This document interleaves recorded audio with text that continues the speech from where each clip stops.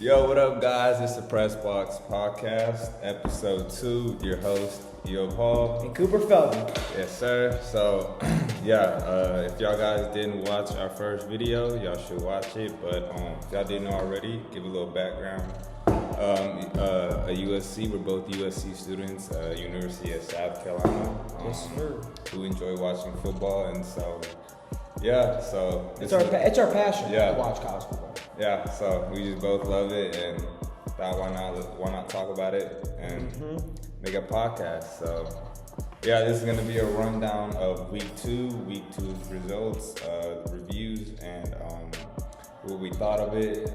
So Week 3 predictions as well. yeah, We have 26 subscribers, so if you want to subscribe, please Yeah. do. It'll help Appreciate us, y'all. and we appreciate you guys. Yeah. Let's get right to it. Yeah. So the game of the week last week that we said, if you watched the last one, was Michigan, Oklahoma. Final score that Oklahoma 24, Michigan Wolverines 13. What did you think of the game? Yeah. What you liked, what you disliked? What did you think? Yeah, I mean, I think first half was a little bit sloppy, but I mean, if y'all saw the game, I think John Mateer really just showed out. I thought he had a great game. He's got a good case for the Heisman. Yep. I think he single-handedly took the team on his back. I know he had a rushing touchdown.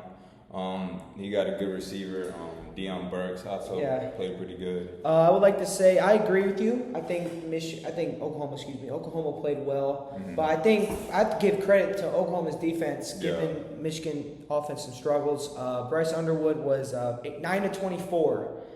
It's not very good for 142. Yeah. But as you could tell, Michigan got the running game going with Justice Hayes. 19 carries, 125 yards, and a TD. Yeah. They kind of showed that off in the second half, mainly in the third quarter. Just the defense for Oklahoma, Brent Venables, shout out to him, man. He gave them problems and problems and problems. Yeah. Well, yeah, I think that's the case for Michigan. I feel like they've always had a pretty decent running back, but when it comes to their passing game, it's never been good. They have no receivers. Yeah, no receivers. None. Well, and we don't know. They paid Bryce Underwood a lot of money, and it's one of those games that you want to see if he can exceed the expectations. Yeah. And I don't think he played that good. I think the lights were a little too bright for him, as they would say. Yep.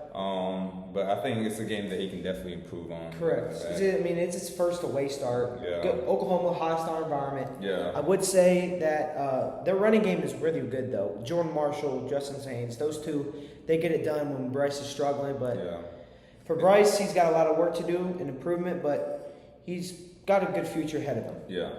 So, what's the second game? Second game, we both had Oklahoma winning that game. Yeah. Second game, it is Arizona State, Mississippi State. With the upset, Mississippi State destroys Arizona State. Not destroys, but beats them 24-20. Yeah. I watched the whole game. That environment from Mississippi State, the cowbells, it's intimidating. Sam Levitt, you could tell, because Sam Levitt was struggling. Yeah. Just overall, 10-22, 82 yards, one touchdown, 2 picks. Not good enough, I would say. Definitely not good enough. And I think if you saw on Instagram, they were posting videos of Arizona State coaches during their practices with the Cowbells, but it didn't do nothing. Yeah, it was definitely a hostile environment. I think Mississippi State's quarterback, Blake Shapen. Sorry for that, but I thought he played really good. 279 passing yards and 3 touchdowns. Yeah, he had a late long touchdown to Brendan Thompson. For the game, it was a game-winning touchdown. But just, I think, a lot of momentum in a hostile crowded environment, I think, just helped the team win.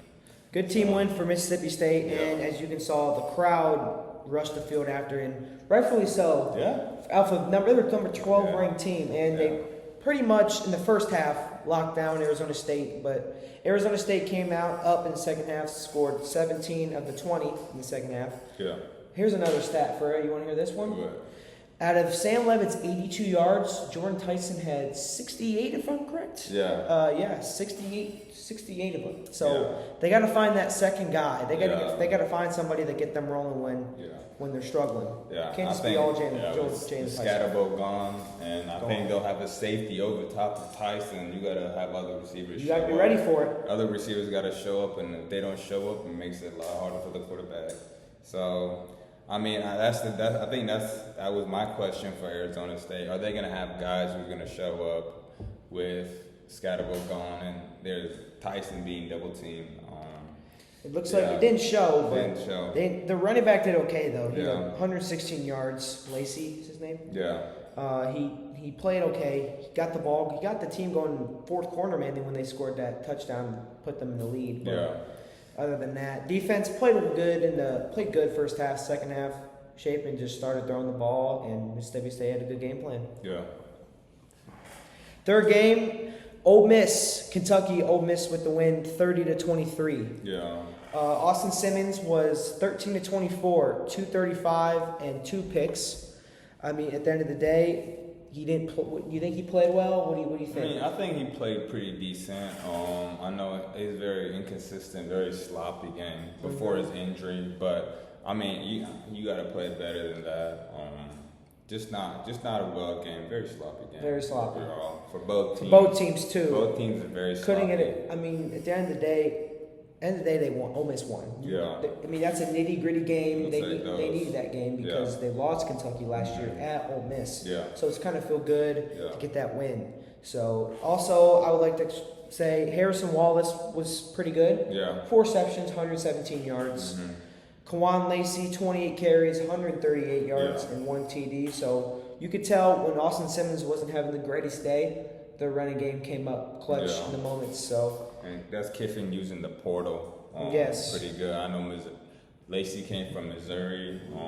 He was pretty good. Yep. Harrison Wallace came from Penn State. Yeah. So I think that's a good use by Kiffin. Good use by him, and overall, Ole Miss they could make some noise if they fix a couple mistakes here and there. But overall, good win by Ole Miss, and they're going to go up in the rankings for that one. So. Other game that we talked about last week, Iowa State, Iowa. Iowa State won 13-3. Low scoring game. Yeah. I would say Iowa's quarterback, not very good. Yeah. Iowa has never had a good quarterback. I think the last quarterback was C.J. Beathard. If you know, you know. You know. That's ball knowledge. If you know, you know. That's ball knowledge. But yes, sir. They don't have a quarterback. They lost their best running back, Caleb Johnson, to the draft. Their defense has always been good. Played great. Their defense has always been good, but if you don't have an offense to help your defense, defense are always there on the field, makes them tired. They give up plays. So I would say Iowa State. Rocco Beck was okay. 18-27, 134 and a touchdown. Yeah. Played well. Yeah. I mean, it's those are big rivals. That's a rivalry game, no matter the score. I think if you win, that's bragging rights. For sure. I mean, I don't know. I've never been to Iowa, but in Iowa, I think it's just football. So that's what we think. And Iowa State, they're gonna go. Obviously, they're gonna go up in the rankings, but they still got Big 12's not. They're okay conference this year. But we'll see who they have. I'm not really too bought in with Iowa State, but why not? Their offense. I mean, their defense to begin with is super young. Their safeties are young. Yeah. They lost some guys. But they have a good veteran. They have good veteran leadership in Rocco, though. They do. We'll see. We'll see on that. We have another upset. South Florida, USF, Florida. Yeah. South Florida Bulls come into the swamp and beat Florida 18-16. That was a crazy game. It was rainy, it was muddy, and Byron Brown, he's another dark horse Heisman candidate, I believe. A little Cam Newton type of player, but going back to Florida, Napier, if he was not in the hot seat then, guys, his butt is burning from being in the hot seat. He's burning. How do you? I mean, if you're Billy Napier, you can't. I mean, obviously South Florida's hot coming off a win against Boise State, but at the end of the day, you got to win that game. Yeah, he's 20-20 career-wise as a Florida coach. Not good enough. 14-7 at home. That's not good. No, That's good. not good. That's not the Florida And expectations. you have not this and they had a chance to win the game, but their player Tariq Sapp with the unsportsmanlike conduct for spitting. Yeah. I mean, why are we spitting in the game when you got to know mentally? Hey, that's a mental mistake. That's a mental mistake. I think that if I was a GM, NFL GM, I would never draft somebody that does something like that. I would never draft anybody like that. Yeah, you have a chance to gain the ball back and to win the game. You do something like that. You're not getting on the field if I was a coach. But no, I think Florida's defense just continues. I think that's been the story with Florida the past couple of years. Their defense, no matter how good the offense is, if the defense can't win the ball, if they can't have takeaways, if they can't tackle. Byron Brown was out there breaking tackles. I mean, he had 17 carries. Mm-hmm. I know it's only for 6 yards, but those rushing yards were huge. He was trucking the Florida defenders. Yeah. He had 263 yards passing and a TD. Yeah. Then they second field goal with about a second to go. Mm-hmm. That penalty was costly too. It was 2nd and 10. I don't know exactly, but I think it was on the 50-yard line if I'm wrong, but that's just costly and for Florida. And to be honest, that again what you said, Billy Neighbors, he was on the hot seat now. Yeah. But his butt is burning. Yeah, and I think USF defense came with a chip on their shoulder. I think they played really good out there. Mm-hmm. Had a late interception dive. I mean, I think those guys just. They're motivated. Yeah. Then their coach, I don't know the coach's name, but their coach came from Tennessee, offense coordinator. Yeah. And he gets his guys ready to go. Yeah. But to Florida's credit, DJ didn't play that bad. I mean, he was 23 of 33, 2 touchdowns, not 2 touchdowns, 1 touchdown and a pick. But that pick kind of, I would say, the momentum flipped. Yeah. To where USF kind of took control late in the game and just got the game-winning field goal. Yeah. Well, I think at the end of the day, you got to win those games. You have to win those games. And were they ranked? Were they ranked or not ranked? South Florida. No, South Florida was ranked. They were unranked, but rightfully so. They're ranked now. Yes, we will talk about that a little later. Yeah, but rightfully so. They're ranked, and I'm excited about their week 3. We'll talk about that later, but I'm also excited about their week 3 matchup with Miami. Mm-hmm. That's going to be really good. Really good game. Yeah. But and then I think we had Clemson, Troy. That was, the game got delayed. That game was, it was just delayed. It was sloppy. Yeah. Clemson was down 16-3, and then Clemson came back to make it 17-16. Yeah. Then Clemson kind of pulled it away at the end with the final score of 27-16. But those delays, also another delayed game, South Carolina State. Those games, when you're in a delayed game, I think personally, I don't know about what you think, E, but personally, I think it's a major effect on the players. You're getting ready to go, and then you realize you have a delayed game. I think that's a big momentum changer in players, how they're getting ready, their routine. Mental, it's a mental thing. But man, personally, I hate that. I'm not gonna lie, I hate that. It doesn't matter. Both teams are waiting. If you have to be ready to spot the ball, regardless. That Clemson game, those guys. If I was a Clemson fan, I would be more worried about Clemson after this game than the LSU game. This game was terrible. I think the first half of the Troy game. Yeah, Troy was. The first half was god awful. Kay Klubnik with that pick. Yeah, in the end zone. If they played LSU and was playing like that the first half, they would have been blown out. They would be getting blown out really bad. And when Clemson's defense looks bad, they look really bad. Really bad. They look really bad. And the first half, it wasn't looking very good. Yeah, static play calling by Riley. Just offensive line continuing to struggle, continuing to get Kay Klubnik sacked. They only had 16 carries, 16 yards of rushing in the first half. That's not good enough. That's terrible. And coming up next week when they play a good team in Georgia Tech, which we'll talk about, that's not going to be. You can't have that happen. That's not a good case. No. You could say obviously Clemson with the win, but also same with kind of South Carolina in the first half against South Carolina State. Yeah. First half, not looking good. Offense looked sloppy. Lenore's, He was, I think, in the end of the first quarter, he was 1 of 8, 12 yards, I believe. Yeah, really Just bad. wasn't good. Wasn't good enough. Again, the defense putting on a stellar performance. Yeah. Shout out to Bakari Swain. Shout out to you. Heisman, I think another dark horse. Swain. Bakari Swain, excuse me. That's 2. Heisman can't mean. That's 3 in 2 games, my boy. Crazy. Go crazy, man. Yeah, We're proud of you. Yes, We're proud of you over here. Proud but of that, big man. good game next week against Vandy. Good start at SEC play. Good test for him because Diego Pavlov for Vandy. He's ready. He's ready for that game.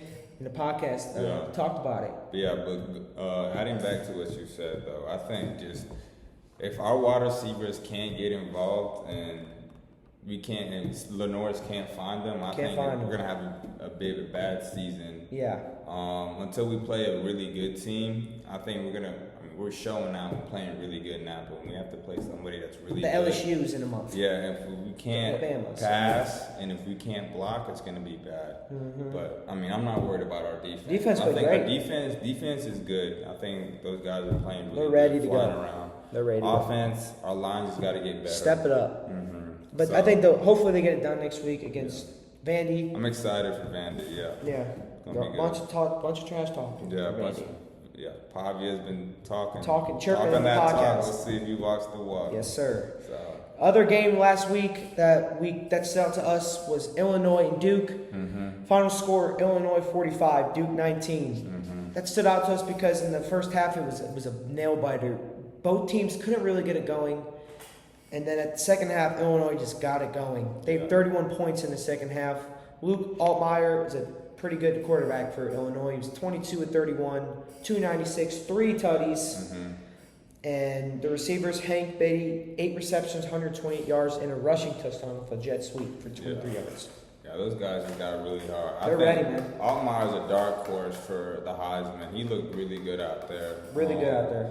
I'm just we haven't seen Illinois be this good in a really long time. Brett Bielema, man, he's leading the team, and they're gonna have a good couple tests. They'll probably start Big Ten play, but they got Ohio State in about a month, and that's gonna be the big test. Yeah, I think those guys are really bought in. I think Ohio State will be a good test to see where they're at. Correct.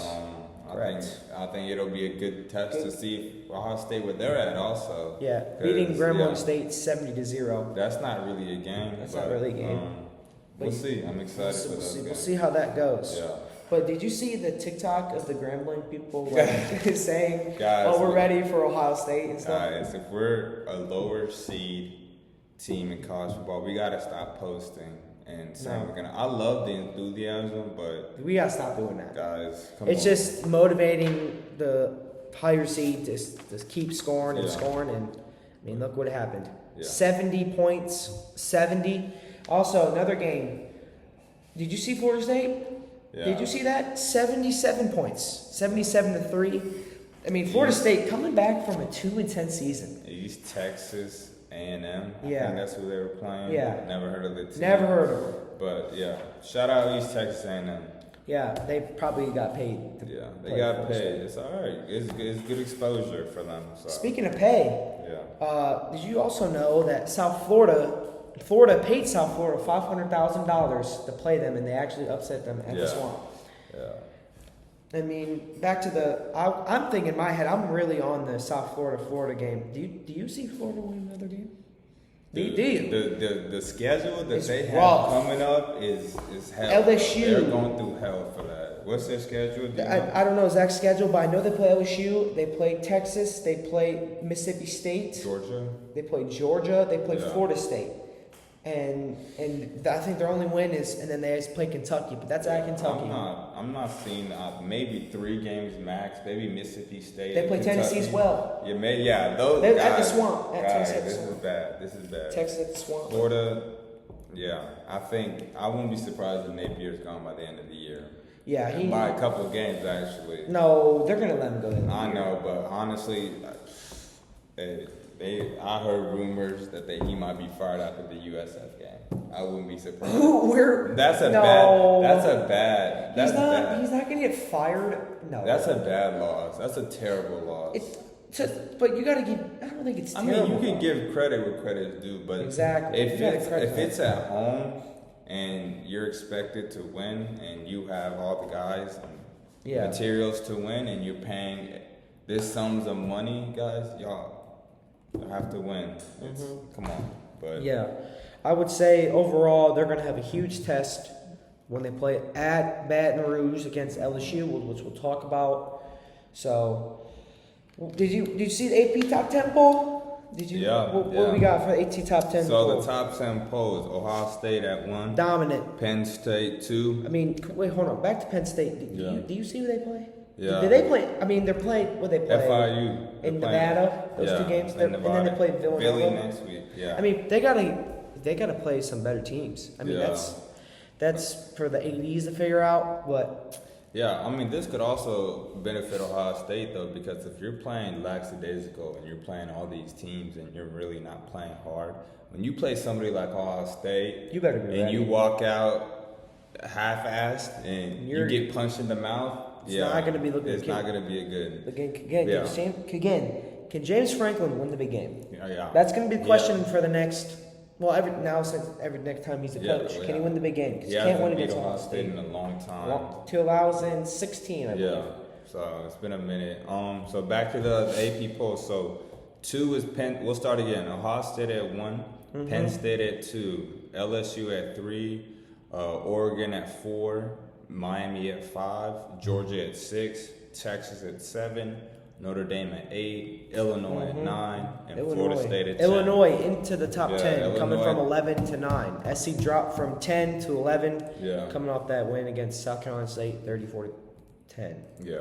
So, and then we're gonna talk about the Week 3 predictions and games. So. There's a lot of big games for Week 3. I'm really excited about this week. This is going to be a great week of college football. This is going to be a great week of college football. Starting off with noon, there's the Clemson and Georgia Tech game. Then Wisconsin at Alabama.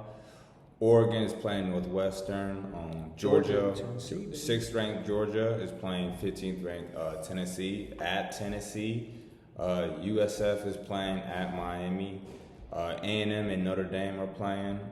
Florida at number 3 LSU and Vandy at number 11 USC. So starting off with Clemson and Georgia Tech. 12th ranked Clemson is going into Georgia Tech. Guys, this Georgia Tech team is really good. They're a good team. Good quarterback in Haynes King. Good team. I want to talk about their defense. Their defense. I don't know much really about good. their defense. Their defense. They brought back a lot of production on their DB group.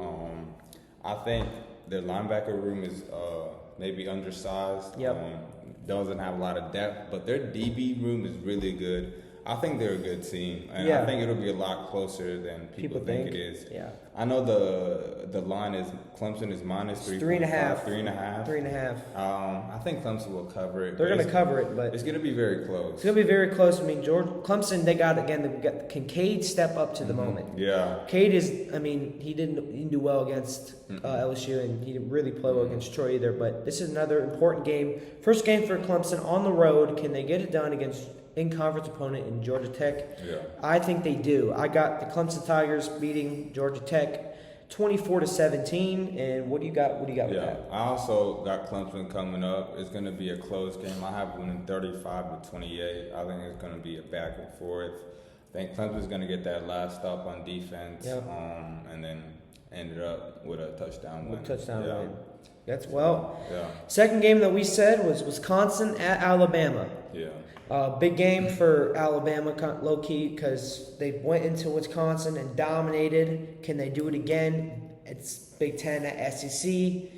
Ryan Williams, is he healthy enough to play? Do you know? I don't think so. You don't think so? Yeah, so I they're think he's out. Concussion? Yeah, I think he's still out. Y'all don't quote me on that, but if he is still out, that's going to be a big piece. Big piece. Good for Wisconsin too. Wisconsin's always known for a good defense. Yeah. And I think Wisconsin pretty defense. It's going to be a low scoring game. Yeah. Not really low scoring, but low in the first half of the game. But I have the Bama winning 35-10. Yeah, I got Bama winning 42-17. I think Ty Simpson's going to get. I think he's been a pretty good quarterback. He's been not playing that bad. He has not been playing bad. I think just the line not being able to protect him, just not being he doesn't have any. I mean, he's got good receivers, but just not out to Alabama standards of receivers. You say that offensive line can't protect him, but in week 1, Florida State had a good defensive line, though. They did, but I mean, you'd expect. I think Alabama brought back a good production on their offensive line. I know that a couple guys hurt, but I think Todd Simpson was out there running for his life. Yeah. Yeah. Next game we have is Oregon and Northwestern at Northwestern on Big Noon kickoff. Yeah. I think Oregon Ducks, their offense is good, but the new freshman receiver, what's his name? DeCorian Moore, Dante Moore, the connection, the chemistry. Defense is good too. I think the Ducks handle them pretty good with the final score of Oregon 35, Northwestern 14. Yeah. I also got this score. Oregon winning pretty big. I got them winning 48-17. I think it'll be a lights out show. Oregon made a statement last week against Oklahoma State, 69-3. Yeah. So Oregon's making statements out there. They got a big game coming up next week. No, 2 weeks against Penn State whiteout game. Mm-hmm. That's going to be a very good game. Mm-hmm. Next game we have the SEC College Game Day will be at Georgia at Tennessee. Mm-hmm. Can Georgia go into Neyland and beat them? That's gonna be the big question. Yeah, it's gonna be a big question. Can Gunnar Stockton get it done on one of the biggest and loudest stadiums in the country? Yeah, that's Rocky Top's gonna be popping. It's gonna be rocking. Also, can Tennessee score some points against that Georgia defense with KJ Bolden at safety? Mm-hmm. Do you think he can get it done? Yeah, I think. Who's their quarterback? Joey Aguilar played really good so far. I think he's been playing pretty good so far. He's had a pretty good group of receiving, so I think he'll get it done. I don't know. The question is, can Tennessee's defense? I know they're at a high right now. They've been playing good, but can they keep that high of going up against Georgia and their offensive line and their wide receiver group? I personally got the Dogs. Georgia, they're going to come in and they're going to beat Tennessee 20-10. I think Georgia is deep. Secondary is really good, and they're going to stop Tennessee's wide receiving core. Yeah. I think I got Georgia winning in a hostile game, 30-24 in Neyland. I think with Zachariah Branch, I think he might be one of the big factors in this game. He's a twitchy, short guy. Yep. If he can find space, I think he can be a big problem for Tennessee. I agree. Yeah. I agree. And also, both running games are both well, but I just think Georgia's running game with Nate Frazier gets the job done. Next game we have is the hot USF Bulls going into number 5 Miami. Mm-hmm. This game, it will be a high-scoring game. Mm-hmm. Both teams on offense are on fire right now. USF obviously coming off the 2 wins against 25-ranked Boise State and at Florida. I think they get it done. Yeah, we both got USF. We both got it done. We both got USF for the third straight week in a row. They've past 2 weeks they've beat 2 AP top 20 teams. Mm-hmm. I think they're gonna keep riding this high. I think Byron Brown has been really good. He's a dog. I think he's gonna keep being a dog. I hope this is a good game. It's going to be fun to see how Carson back. Yeah, it's going to be CJ Daniels and Malachi Tony. Yeah, it's going to be fun to see how UCF's DBs can match up with. Yeah, they're going to have a hard time though. Yeah. But unfortunately, I think for Miami, South Florida will get the ball last, and Byron Brown's going to get the job done. Yeah. I think they win 40-38, high scoring game in Miami, and USF could be a surprise dark horse to win the college football playoff. I hope, man.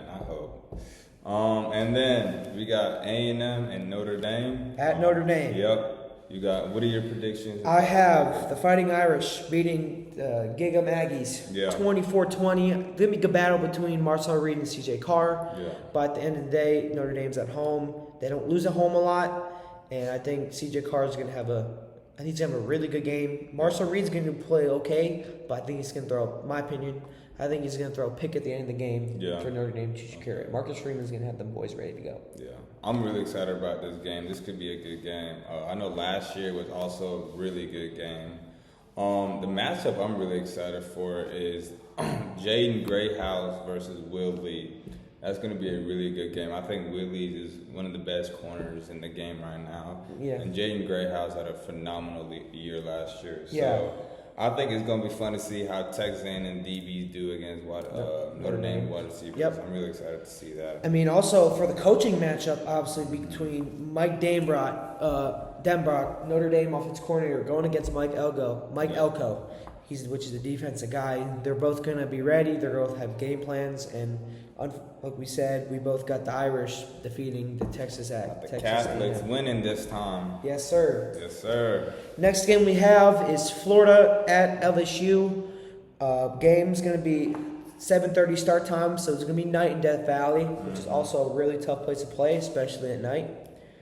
I just think people are going to, obviously, I think they're going to undermine Florida, obviously coming off that loss, which will make it, I think it's going to be an entertaining game, but at the end of the day, I think LSU gets the job done with the final score 28-17, the LSU Tigers. Okay. Yeah. And also another QB battle, DJ Lagway, Garrett Nussmeier. Yeah. That's going to be, it's going to be really interesting. And another matchup is Eugene Wilson, wide receiver from Florida, going against AJ Halsney. And Mansour Delane. Yeah, Mansour Delane. Yeah, that's going to be a good one. I would love to see how the wide receiver, Florida's young wide receiver group goes against LSU's DB. But all transfer portals. Yeah, I think I got LSU winning this. I know my prediction. I have my prediction 17-31, but I think about it, I don't think Florida's defense is going to be able to stop LSU's wide receiving group. Aaron Anderson. Yeah, those guys. Aaron Anderson's, what's that? Davion Thomas. He's hurt. Oh, he's hurt? Green got hurt. He's out for a couple weeks. But I think there's still, that wide receiving group is deep. I think they'll get the job done. I have it 17-35. That's my prediction for the score. Yep. Yeah, they're gonna get the job done, and hopefully LSU keeps winning, South Carolina keeps winning, so they can play each other, and that most likely will be game day. Yeah. I think Nussmeier's gonna have a good game. I think. Are we talking like 40-yard performance? Yeah, I think 300 plus yards. Wow. I think he's gonna have a good game. And Florida's defense is always pretty terrible. I'm sorry. If you're a betting man, you want to put the over on Garrett Nussmeier's passing yards. Yeah, if you're a betting man. I think he's gonna have a great game. I think him and Mateer are front runners for the Heisman. I know it's early, but I think they're front runners for the Heisman. The last game we have is Vanderbilt at South Carolina this week. 7:45 start time on SEC Network. Yeah. This game I think will be kind of a low-scoring game. Both defenses are playing well. Diego Pavla and Nora Sellers, that's going to be a good matchup, but I think both defenses are going to stand out. And I'm calling it right now. I think South Carolina, they will have a pick six. And I think South Carolina ends up winning the game in a low-scoring, nitty-gritty game, 21-7 Gamecocks, going into their first road game next week at Missouri. Mm-hmm. Man, I got us winning, man. Come on now. I think it's going to be 24-28. I know Diego Pavia has been talking that talk. I'm really excited to see if he's going to walk it. It's going to be going to a hostile environment. William Bryce, I think the loudest stadium, in my opinion. Whoa. Come on now. No, I'm not gonna say anything, any other stadium. Obviously, I'm gonna say Carolina. I'm not. Who do you think's got the loudest stadium? You already know who my answer is. Who? You know who my answer is. OHIO, baby. No, I think. So does LSU though. LSU's better. Penn State whiteout's better. I think Penn State's good, but I think it's only whiteout. I think overall we're always turned. Yeah. I think Carolina. They're top five. Carolina, no matter the weather, rain, storm, our fans will be there. If you look at the Instagram posts, our fans will be there no matter what. I think that's what makes us the best. To his point on the Instagram post, it was a rain delay. I was there. I was in the rain delay waiting for the game. It's just pouring, and all the student section, upper and lower, are still there. We're still there. Still there, shaking them towels, and then the delay was 2.5 hours. Yeah. 2.5 hours, and it got messy, and the game starts till 9:30. Yeah. But, still onto that, I think it's going to be a really good game, really, really hard environment. I have us winning 24-28. I think Lenore's is going to get it done. Hopefully. He needs to get it done. Yeah. He's been struggling. He struggled a little bit. I think his run game is going to be a big factor in this. So, you think? Yeah. I mean, so is Diego's though. Diego's not very bad. He's not good. He's not a bad runner. No, but I think our defense is definitely better than theirs. You think? Oh yeah, I think our defense is better. I have a high expectations for our defense. We're gonna get to the playoffs. That's my expectations. We hope that. That's my expectations. We hope that. We have a new segment. Yeah. It's called the betting Cooper and EO best bets. So my betting, how this works is we're each gonna say a quarterback, or we're gonna say it, and we think he's gonna go over or under passing yards, and we're gonna do the same thing for receivers and running backs. Yep. First one, what we said earlier, Garrett Nussmeier. I think he'll have over 250 passing yards. 250. Whoa, 2 passes. Is that what the line's at? 250 passing yards. My opinion. We're just gonna go over 250. We're just gonna say over though. Over 250. Over. I'm gonna go over as well. Yeah. Second quarterback. Do you think Gunnar Stockton at his line? Do you think he'll go over or under it? Oh, what's his line? Gunnar Stockton. I think it's around not much, 200. I think his line will be under. Gunnar Stockton isn't known for being a good passer. Their running game, Nate Frazier, is going to do really well, I think. Yeah, it's going to be good to see how he does against that. Byron Brown, over or under? Over, right? Yeah, I mean, I don't know his stat line. We don't know his stat line. I don't know you just want to go over or his under. line is right now. Over. We're just going to go over. Why? Over. Because that game's going to be in the 40s. And finally, we're going to go with the North Southers. Over. Over? Over. I'm going under. I think it's going to be a low-scoring game. You think? I think our defense is going to be able to Stop get Diego? to poverty. I think our defense. I think it's going to be a really low-scoring game to the fourth quarter. I think both teams are going to score a touchdown or two. Really? Yeah. I don't know though, man. I just think with SC, you got to get Oscar going. Yeah. You got to get Fusion going. You got to get those two. Faison. You got to get them going because those two, with that 1-2 duo, they can cross havoc for that Vandy defense. You got to get Nick Harbor involved. You got to get Donovan Merth involved. You got to get Mazio involved. We have to get everybody involved as a team so we can obviously be a big problem on offense besides just the Norris running the whole time. Yeah. And shout out to special. Our biggest question has always been the line. So I mean, we got two five-stars. Yeah. But in game time, when it comes to game, can we block? We love Lenore's running, but I feel like he has to be more confident in the pocket. I think we see him running a lot. Teams more. are going to make him stay in the pocket too. Teams are going to start playing a watch on the spy. Yeah, they're going to keep a spy on him, and they gotta keep a spy on him because if he doesn't, man, he is going to be running for his life. Mm-hmm. He's going to be running for 200 yards. He's going to be ready to go, and overall, I think South Carolina will get the job done as we said. Mm-hmm. So. Well, that wraps it up for episode 2 of the Press Box Podcast. Yes, sir. With your hosts, E.O. Paul and Cooper Feldman. I appreciate y'all watching this, man. Super excited, like we said. Super excited about this pod. Please subscribe to the channel. Love the 26 followers that we have. Keep those followers. Keep those followers up. Keep the like. Make sure y'all comment something. We really appreciate it. Yeah. Positive comments. Mm-hmm. Positive comments. Positivity always matters. I appreciate all y'all for watching this.